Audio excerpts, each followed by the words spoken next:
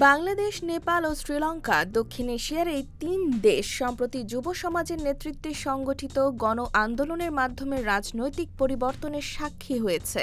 দুর্নীতি, অর্থনৈতিক সংকট, রাজনৈতিক স্থবিরতা এবং শাসন ব্যবস্থার প্রতি জনগণের অসন্তোষ এসব আন্দোলনের প্রধান চালিকা শক্তি ছিল। নতুন সরকারগুলো বিপুল জনসমর্থন নিয়ে ক্ষমতায় এলেও বাস্তবতা এখন অনেক বেশি কঠিন।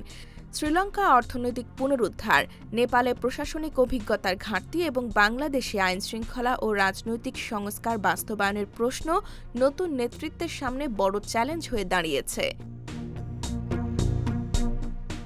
এর সঙ্গে যোগ হয়েছে বৈশ্বিক অস্থিরতা, মধ্যপ্রাচ্যের সংঘাতের কারণে জ্বালানি মূল্য বৃদ্ধি, রেমিটেন্স প্রবাহে অনিশ্চয়তা এবং মূল্যস্ফীতির চাপ দক্ষিণ এশিয়ার অর্থনীতিকে নতুন করে ঝুঁকির মুখে ফেলেছে।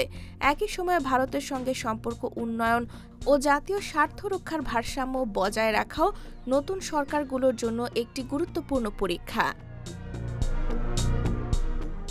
বিশ্লেষকদের মতে, জনগণের দেওয়া ম্যান্ডেট কোনো সরকারের জন্য স্থায়ী নিরাপত্তার নিশ্চয়তা নয়। নির্বাচনী প্রতিশ্রুতি বাস্তবায়নে ব্যর্থতা, অর্থনৈতিক চাপ এবং রাজনৈতিক ভুল সিদ্ধান্ত আবারও জন অসন্তোষের জন্ম দিতে পারে। দক্ষিণ এশিয়ার এই নতুন অধ্যায়ে প্রশ্ন একটাই: যুব সমাজের স্বপ্ন কি বাস্তবে রূপ নেবে, নাকি নতুন রাজনৈতিক অস্থিরতার সূচনা হবে? M1 TV news desk.